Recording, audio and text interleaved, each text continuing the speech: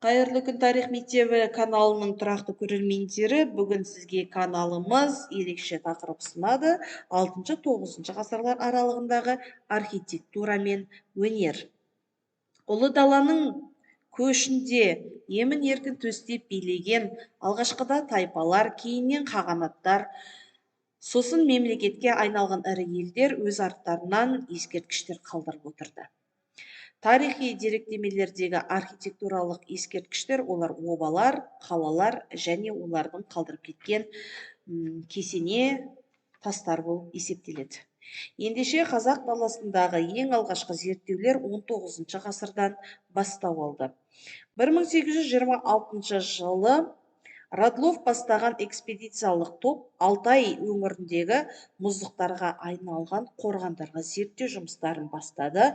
Яғни Радловтың ең алғаш нүктесін қойған зерттеу жұмысы ол Берел қорымдары еді.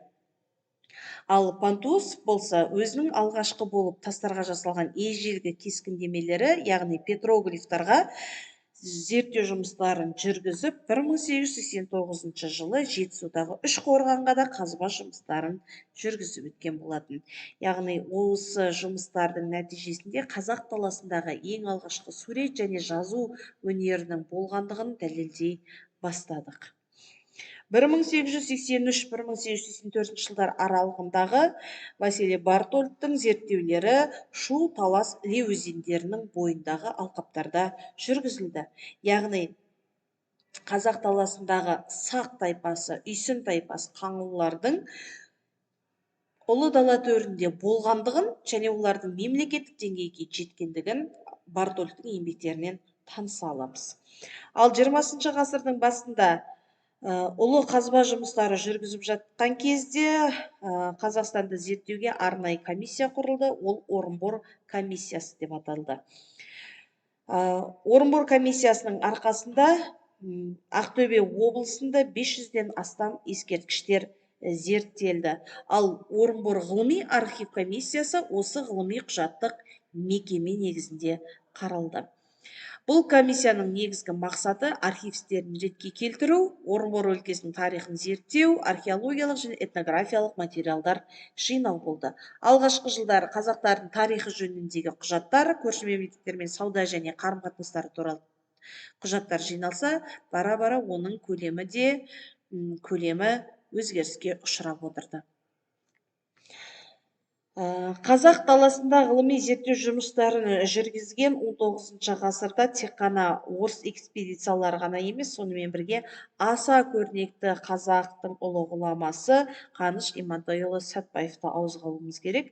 Өйткені Қаныш Имантайұлы Сәтбаевтың арқасында Сарыарқаның ескерткіштерін зерттеуде ежелгі кеңістер мен мыс қорыту істерін анықтауға зор үлесін қосты. Қаныш Сәтбаевтың зерттеулері әсіресе қола дәуіріндегі және энеолит кезеңіндегі мыс кендерін зерттеуге үлесін қосты.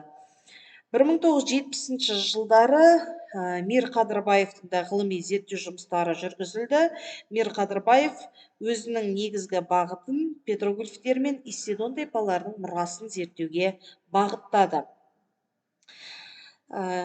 Исседон тайпаларының қалдырып кеткен мұртты обаларын зерттеу және олардың түрлерге бөлшектенгенін Мир Қадырбаевтың еңбектерінен табуға болады.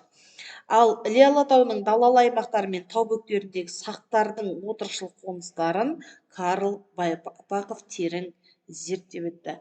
Жалпы Қаныш Сәтбаев, Мир Қадырбаев, Карл Байпақовтардың еңбектері тарих саласындағы баға жетпес құнды мәліметтер болып табылады.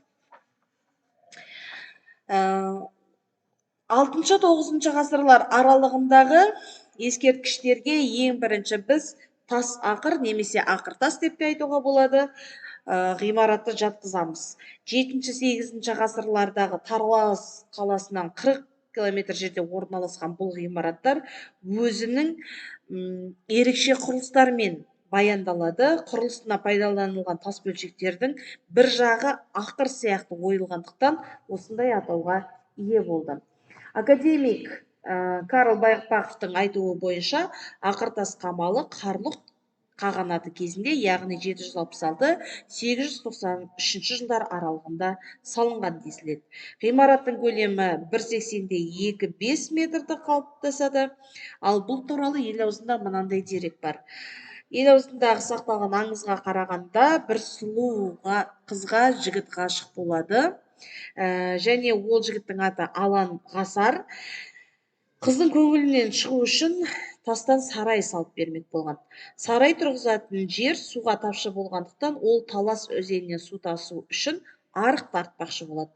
Бірақ белгісіз себептермен Алан Ғазардың сарайы бітпей қалады да, оның бітпей қалған құрылысына қарамастан, салушы сәулетшілер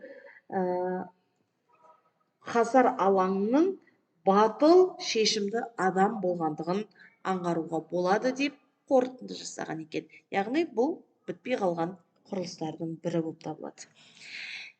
Өзінің ерекше құрылысымен келесі ғимарат назар аударады. Ол Қазақстан мен Қарақалпақстан шекара арасында орналасқан орта ғасырлық сәулет өнерінің керемет туындыларының бірі Білеулі ғимараты. Білеулі ғимараты ақыртастан кішірек болғанымен, орта ғасырлық сәулет өнерінің туындылары болып табылады.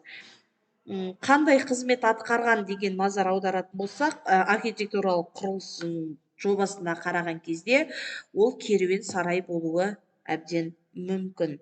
Өкінішке орай, әлі де зерттеу жұмыстары жүргізіліп жатқандықтан, Білеулі ғимараты туралы толық мәлімет жоқтың қасы. Ұлы даланың төсінде тағы да келесі архитектуралық ескерткіштерге назар аударады. Ол құдықтардың үстіне салынған құрылыс сардобалар. Сардобалардың салыну мақсаты су сақтау үшін құдықтардың үстіне тұрғызылған күмбезді ескерткіштер. 6-9 ғасырларда қазақ жерінде ең үлкен салынған сардобалар ол Мырзарабад және Якка деп аталады. Екі сардобада Мырзашөл керуен жолының бойында салынған. Құрылысы жағынан киіз үйге өте ұқсас, бірақ ешқандай да діни атрибутталық негізде жасалмаған.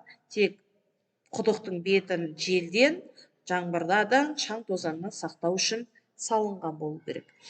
Сардобалардың өте үлкен көмегі керуен жолдарының бойында шөлден, ыстықтан шаршаған керуенді демалдыруға арналған. 6-9 ғасырлардың арасында Қазақстанда дами бастаған осындай құрылыстардың бірі діни сенімге байланысты да болуы мүмкін. Ал енді келесі түрі ол дың ескерткіштері деп аталады. 8 ғасырда қарлық, қимақ қағанаттар өмір сүрген кезде өте кең тараған құрылыс жүйесі. Бұның да пішіні киіз үйге ұқсас діни құрылыс жүйесі болып табылады. Дыңның енді сардобадан айырмашылығы баста. Дың қаза болған адамды жерлеген жерге тұрғызылған. Ислам дініне дейінгі қазақ жеріндегі сәулет құрылыстарының бір түрі. Әсіресе бұндай дың ескерткіштері орталық Қазақстанда, Жетісуда, Тарбағатай және Маңғыстау өлкелерінде көп салынған. Яғни сардоба құдық үстіне салынған құрылыс болса, дың ескерткіштері қаза болған адамды жерлеуге арналған болып табылады. Енді ислам дінінің кең тарауына байланысты келесі кесенеге назар аударайық. Ол Сырлы там кесенесі Сырдария бойындағы 7-8 ғасырларда салынған. Ерекшелігі терракота қалақшаларымен әсем безендірілген әрі күмбезді ғимарат болып табылады. Ислам дінінің архитектуралық құрылыс жүйелері жалпы 9 ғасырдың екінші жартысынан басталып салынатын болса, соның тағы бір түрлері ол Баба Ата мешітінің сыртқы көрінісі алуға болады. Сыртқы көрінісіндегі жартылай сфера тәрізді күмбездердің саны 5-еу. Жалпы пошымы Қожа Ахмет Яссауидің кесенесіне ұқсас, бірақ бұл кесененің аты Баба Ата мешіті деп аталады. Енді жаңа жоғарыда көрсетіп, бірақ айтылмай кеткен тағы бір суретке қайтып оралайық. Бұл жетінші ғасырдың аяғы және сегізінші ғасырдың басында бұрынғы суяб қазіргі ақбешім қаласында осындай буддалық ғибадатханалар кеңінен салынған, бірақ бұл ғимараттардың салынуы әлі күнге дейін белгісіз.